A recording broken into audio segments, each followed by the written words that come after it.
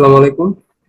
আমি মাহিন। আজকে একটি ভিডিও নিয়ে আসলাম, সেটা হচ্ছে মেডিকেল প্রশ্ন ব্যাংক সলভ, পদার্থবিজ্ঞান প্রথম পত্র, ভেক্টর অধ্যায়ে।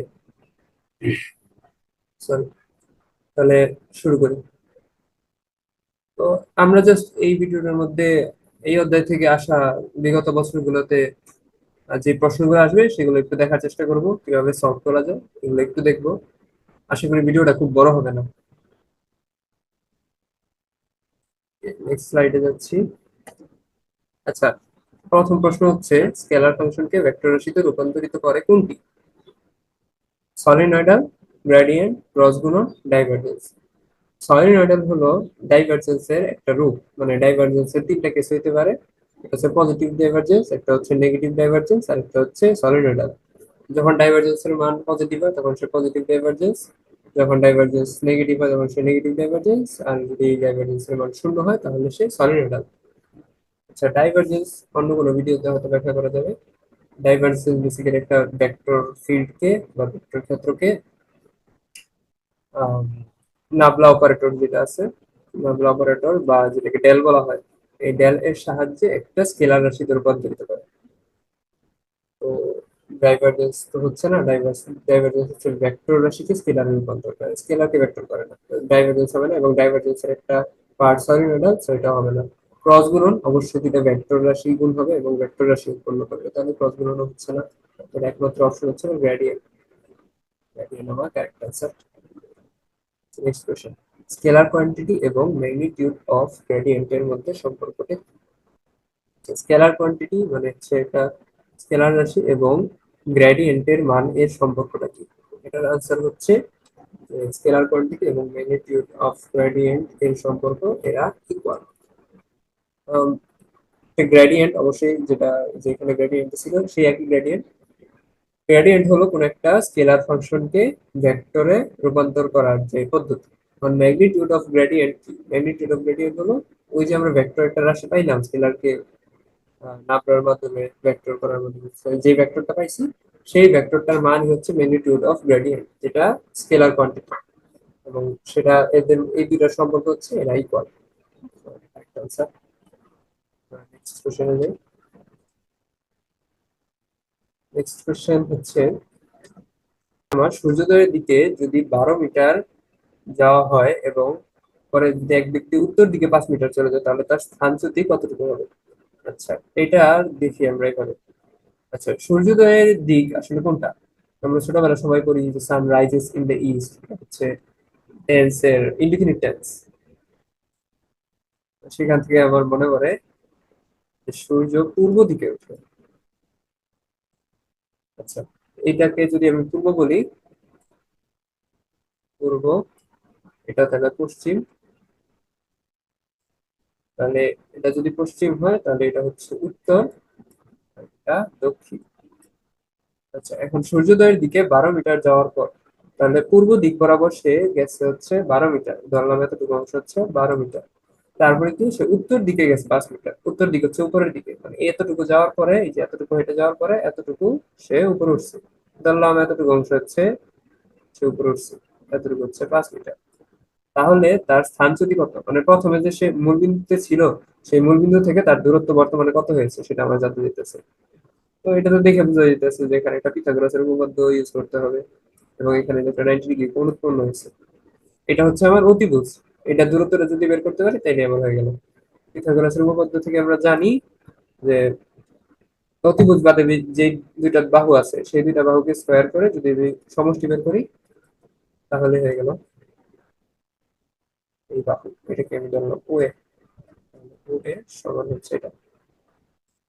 12 স্কোয়ার হচ্ছে 144, 144 আর হচ্ছে 25, 5 স্কোয়ার 25, 169, যা 13।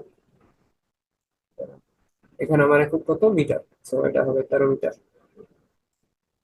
আমার উত্তর তাহলে হয়ে গেল ডি। তো নেক্সট কোয়েশ্চেন দেখি, কোন কোনটি ভেক্টর রাশির ভেক্টর কোয়ান্টিটির উদাহরণ নয়? আচ্ছা, কোনটি ভেক্টর রাশির উদাহরণ নয়, এটা হচ্ছে আমার প্রশ্ন। ভেক্টর রাশির উদাহরণ নয়, এখানে যদি বেগ দেখি তাহলে বেগ অবশ্যই ভেক্টর রাশি। কোন একটা নির্দিষ্ট দিকে বস্তুর সরণ কি আমরা বেগ বলি, নির্দিষ্ট সময়। আচ্ছা, তাহলে আমার দিকটা যেহেতু উল্লেখ থাকে তাহলে বেগ হবে না আমার ত্বরণ। ত্বরণ অবশ্যই একটা নির্দিষ্ট দিকে বেগের পরিবর্তন, অথবা নির্দিষ্ট দিকে দ্রুতির পরিবর্তন, যেহেতু নির্দিষ্ট দিকটা বলে দিতে হইতাছে, তো ত্বরণ হবে না, ত্বরণের মধ্যে দিক আছে। দ্রুতি, আচ্ছা দ্রুতি হচ্ছে কোন একটা নির্দিষ্ট দূরত্ব অতিক্রম করতে যে সময় লাগে তাকে দ্রুতি বলে। মানে দ্রুতির মধ্যে কোনো দিকের উল্লেখ থাকে না, তাহলে দ্রুতিটাই আমার স্কেলার রাশি, এটা হচ্ছে আমার স্কেলার রাশি। আর বল তো ভেক্টর রাশি, বল একটা নির্দিষ্ট দিকে প্রয়োগ করতে হয়, তাহলে আমার উত্তর হয়ে যাচ্ছে দ্রুতি। আচ্ছা, এবার নেক্সট কোশ্চেন চলে যাই। এই নেক্সট কোশ্চেন হচ্ছে আমার, নিচের কোনটি ভেক্টরের বিনিময় সূত্র? এই যে একটা প্রথম অপশন দেখতে পাচ্ছি, সেখানে আমরা দেখতে পাচ্ছি যে পি কিউ এবং আর ভেক্টরের সাথে গুণ হয়ে P Q plus P R হয়েছে। এই জায়গায় দেখতে পাচ্ছি যে পি যে ভেক্টরটা আছে এই ভেক্টরটা পি কিউ এবং পি আর মানে একদম বন্টন করে দেওয়া হইতেছে। পি ভেক্টরটাকে বন্টন করে কিউ এর সাথে দেওয়া হইতেছে এবং আর এর সাথে দেওয়া হইতেছে, এটারে বলা হয় বন্টন সূত্র। বন্টন সূত্র গেল। এটা কি? এটা হচ্ছে আমার বিনিময় সূত্র। পি এবং কিউ এর যোগফল যা, কিউ এবং পি এর যোগফল তা, এবং এটা হচ্ছে ভেক্টর যোগফল বা ভেক্টর লব্ধি যেটাকে বলা হয়। তো এটাকে বলা হয় বিনিময়, যেমন পি এবং কিউ কে বিনিময় করে এখানে লেখা হইতেছে। তো এটা হচ্ছে বিনিময় সূত্র। বিনিময় সূত্র। তারপরে যেটা দেখতে পাইতেছি সেটা হচ্ছে পি কিউ আর। পি এবং কিউ কে প্রথমে যদি যোগ করি, তার সাথে যদি আবার আর যোগ করি, তাহলে যেটা হবে কিউ এবং আর কে একসাথে যোগ করে তার সাথে যদি আমি পি যোগ করি, তাও মানে কাহিনী সেম হইতেছে। তো এরকম ক্ষেত্রে এখানে আমরা দেখতেছি যে পি এবং কিউ এর সাথে আর ভেক্টরকে সংযোজন করা হচ্ছে, আবার এখানে কিউ এবং আর এর সাথে পি ভেক্টরকে সংযোজন করা হচ্ছে, এবং এর ফলে মানটা সেম থাকতেছে। এখানে আসলে সংযোজন করতেছে। তো এই যে সূত্রটা আছে সেটার নাম হচ্ছে সংযোজন সূত্র।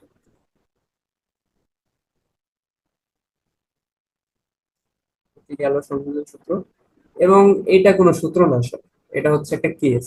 এরকম একটা কেস যেখানে দুইটা ভেক্টর আছে, সেই দুইটা ভেক্টরের যোগফল এবং এর মধ্যে যে একটা ভেক্টর আছে সেই ভেক্টরের বিপরীত যে ভেক্টরটা আছে সেই ভেক্টরের সাথে অপর ভেক্টরের যোগফল দুইটা সমান। এটা হচ্ছে সেই কেস যখন দুইটা ভেক্টরের মধ্যবর্তী কোণ 90 ডিগ্রি হয়, তখন আসলে ম্যাটার করে না। যাই হোক, এটা কোনো সূত্র না, সো ভেক্টরের বিনিময় সূত্র এটা তো হবে না, এটা সংযোজন সূত্র এটা হবে না, এই যে বিনিময় সূত্র এটা। ঠিক আছে, নেক্সট কোশ্চেন চলে যাই। নিচের কোন ভেক্টরের দিক নির্দিষ্ট নয়? আচ্ছা, আমরা জানি যে সকল ভেক্টরের দিক থাকে। এখানে বিপরীত ভেক্টর, শূন্য ভেক্টর, সমান ভেক্টর, বিপরীত ভেক্টর, এখানে সবগুলাই ভেক্টর। এই হলো কোন ভেক্টরের দিক নির্দিষ্ট? সবগুলা ভেক্টরেরই দিক আছে, অবশ্যই ভেক্টর যেহেতু দিক থাকবে। বিপরীত ভেক্টর এর মান আছে এবং দিকও আছে, তো এটা হবে না। শূন্য ভেক্টর, শূন্য ভেক্টরের আসলে যেহেতু মান নাই এবং এই মানটা কোন দিকে ক্রিয়া করতেছে, মানে মান নাই শূন্য মান, এটা কোন দিকে ক্রিয়া করতেছে এটা আসলে ম্যাটারই করে না। তো এটার দিকটা আসলে নির্দিষ্ট করে বলা যায় না। ধরো আমি কোনো একটা বস্তুর উপরে 0 নিউটন বল প্রয়োগ করতেছি, 0 নিউটন বল প্রয়োগ করলে এই বস্তুর স্মরণ ঘটবে না, এবং এই 0 নিউটন যদি আমি এদিক দিয়েও প্রয়োগ করি তাও কিছু আসে যায় না, এদিক দিয়ে প্রয়োগ করি তাও কিছু আসে যায় না। মানে 0 নিউটন প্রয়োগ করছি, এটার দিকটা আসলে আমার বলা না বলা তেমন কিছু আসে যায় না। শূন্য ভেক্টরের দিকটা নির্দিষ্ট নয়, দিক আছে অবশ্যই আছে। দুইটা ভেক্টরের যোগ বিয়োগের ফলে যদি লব্ধি শূন্য হয়, তাহলে ওই ভেক্টরের লব্ধি মানে দিক তো কোনো একটা দিকে থাকা উচিত, কিন্তু ভেক্টরের দিকটা আসলে ম্যাটার করে না শূন্য ভেক্টরের জন্য। তাই বলা যায় যে ভেক্টরের দিক নির্দিষ্ট নয়। এটা হচ্ছে শূন্য ভেক্টর কারেক্ট আনসার।